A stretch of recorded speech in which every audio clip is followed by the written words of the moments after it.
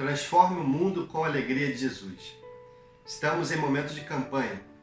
Estamos também em momento de tribulação, preocupação, ansiedade, onde o nosso coração fica apertado pelas situações que estão acontecendo, tanto no Brasil, como na Colômbia, como em outros países. É um momento da gente esperar dias melhores, momentos de encontrar a nossa fonte de verdadeira alegria.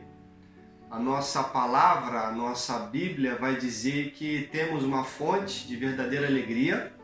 Ela é a que produz paz verdadeira no nosso coração. Ela é aquela que nos salva, que nos perdoou e que nos deu uma vida eterna. A fonte da nossa alegria é o Senhor Jesus Cristo. Nele a gente pode se alegrar, ainda que os dias sejam de tribulação, de preocupação, onde a tristeza e o medo podem invadir o nosso coração. Em Jesus a gente pode se alegrar, porque Ele é a fonte da nossa alegria. Por isso que a nossa Junta de Missões Mundiais nesse ano está desafiando com esse tema: transforme o mundo com a alegria de Jesus, convidando a você, as igrejas batistas, a transformar o mundo.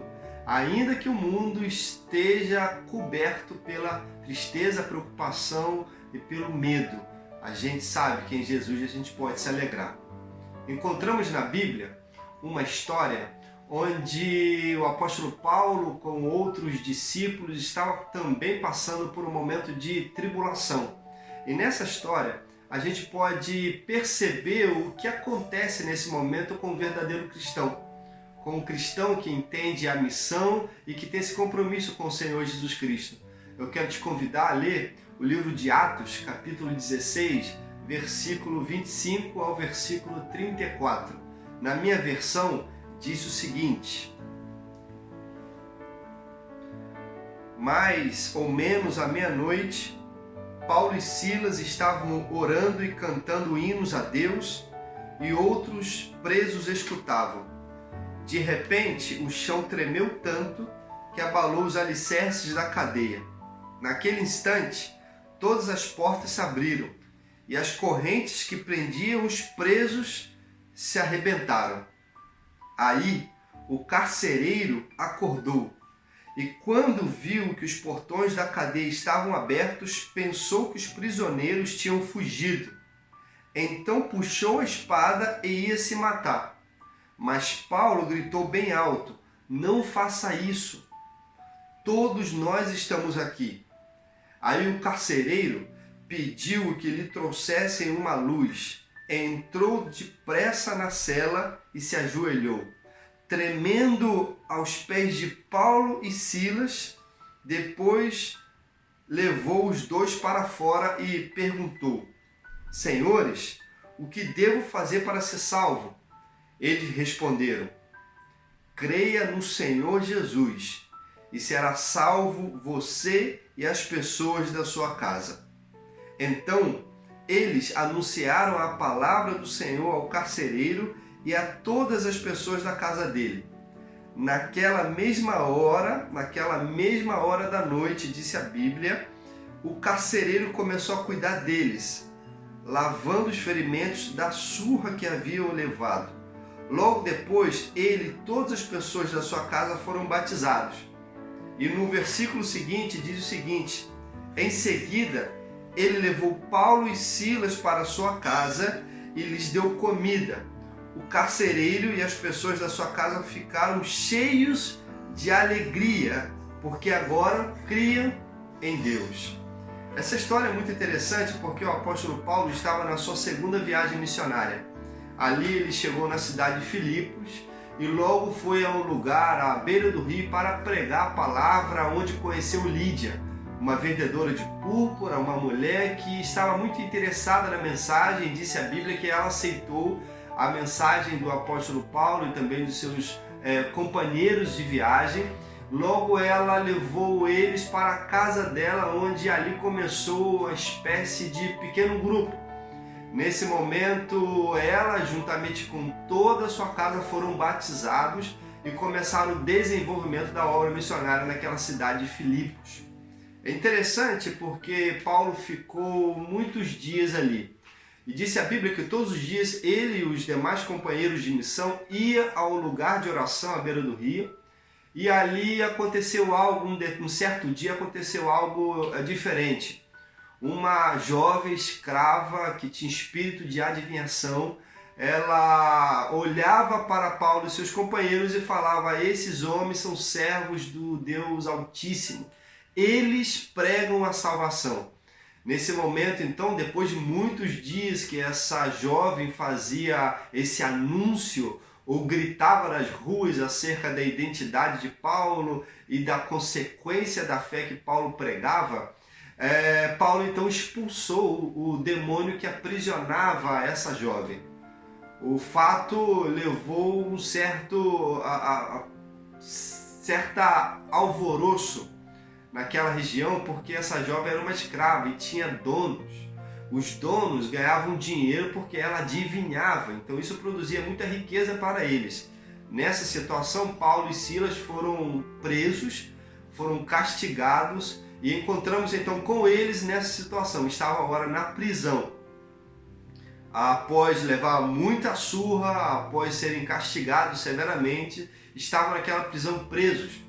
Nessa situação estavam adorando a Deus, orando, adorando, cantando, mostrando para a gente uma excelência de adoração muito diferente, muito incomum à do nosso tempo, onde não importa a situação, não importa os inconvenientes, não importa a tribulação que esteja passando, eles estavam ali adorando a Deus.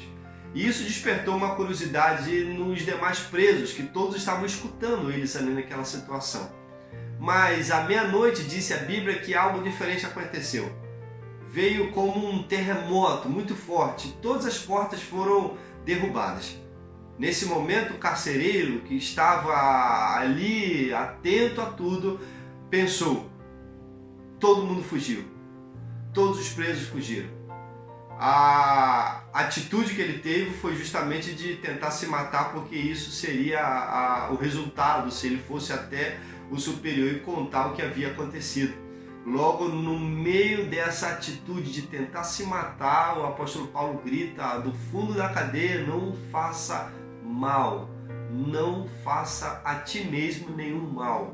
Nesse momento o carcereiro entrou e, tremendo, disse a Bíblia, estava muito nervoso, se ajoelhou perguntando o que ele devia de fazer para ser salvo. Nesse momento o apóstolo Paulo lembrou a ele e a todos que estavam ali presentes que a salvação só pode ser encontrada em Jesus Cristo.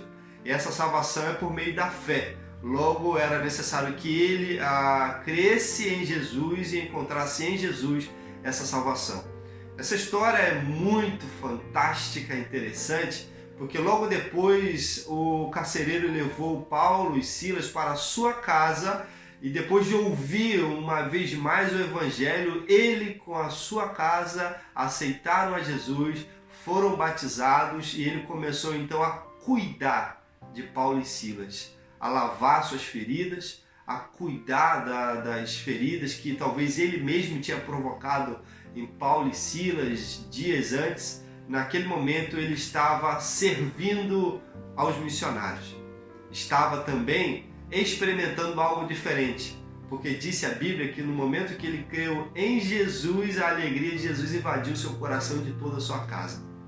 Isso para nós é interessante porque estamos em um momento de dificuldade. Estamos em um momento de medo, receio e preocupação. Mas também a gente está no momento onde cada cristão pode demonstrar a fonte da sua verdadeira alegria. A gente pode revelar ao mundo, revelar aos nossos, aos da nossa casa, que Jesus é a fonte da nossa alegria.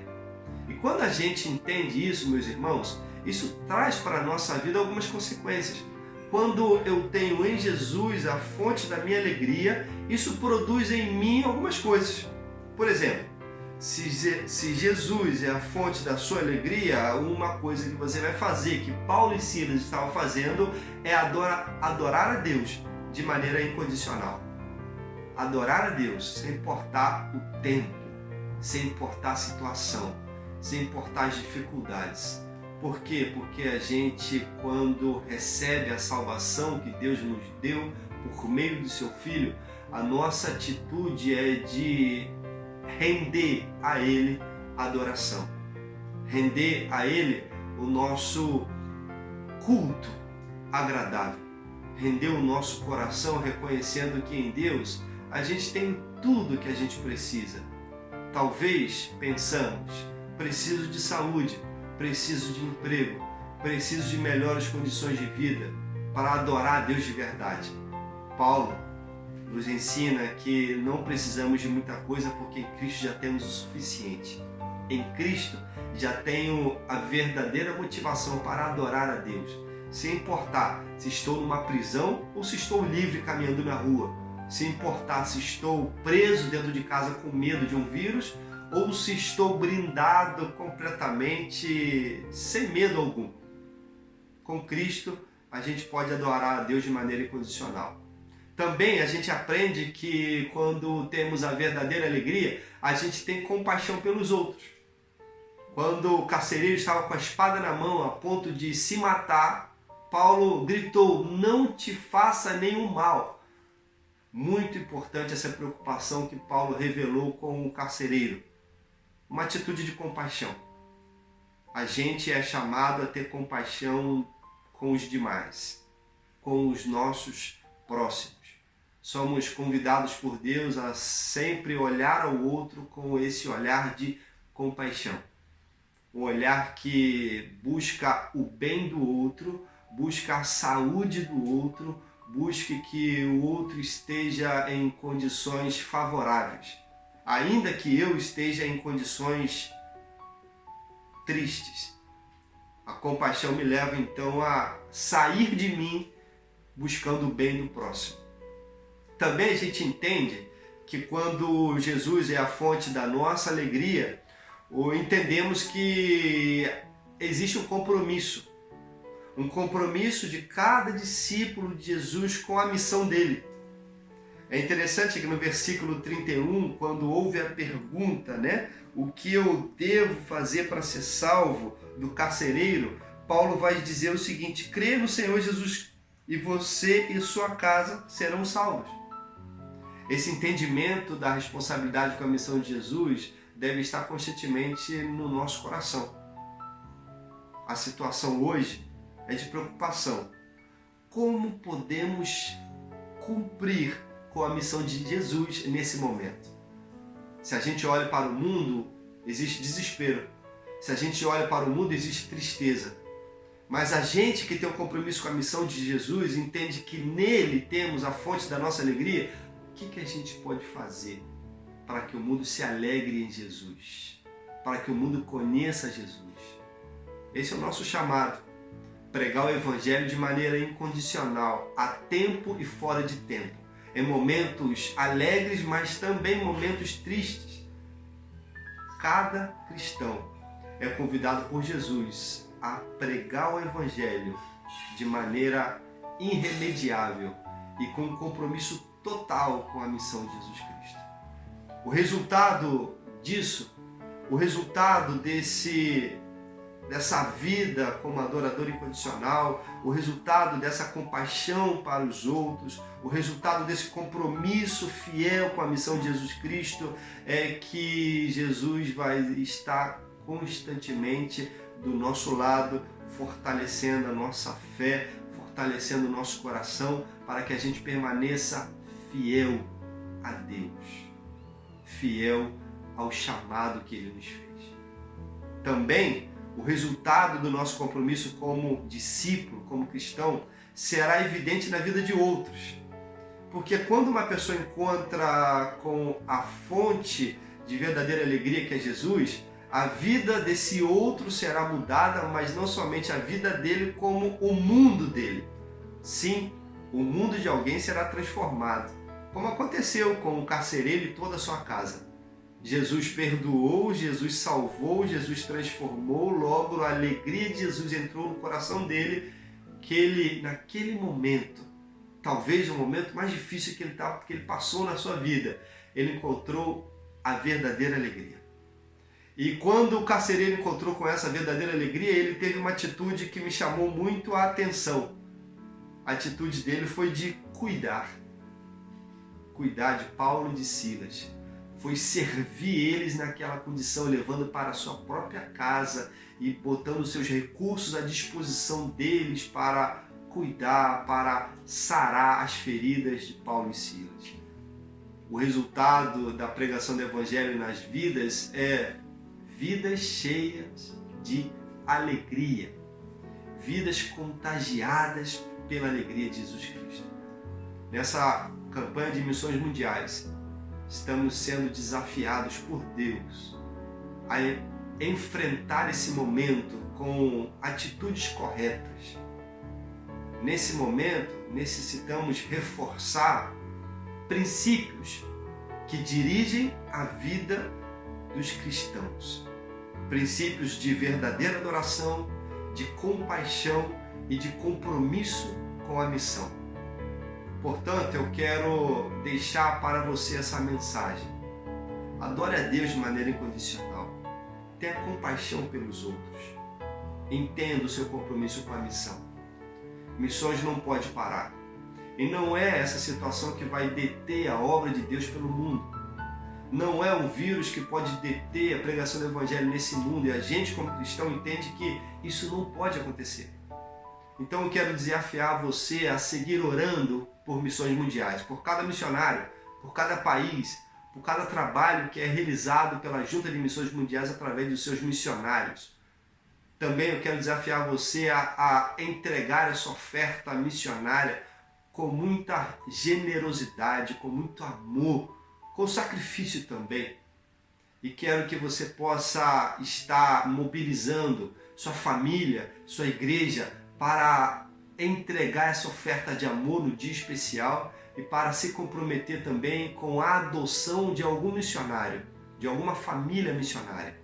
Se comprometa com a missão, se comprometa com Cristo, se comprometa com o mundo que necessita ser transformado com a alegria de Jesus. Que Deus os abençoe.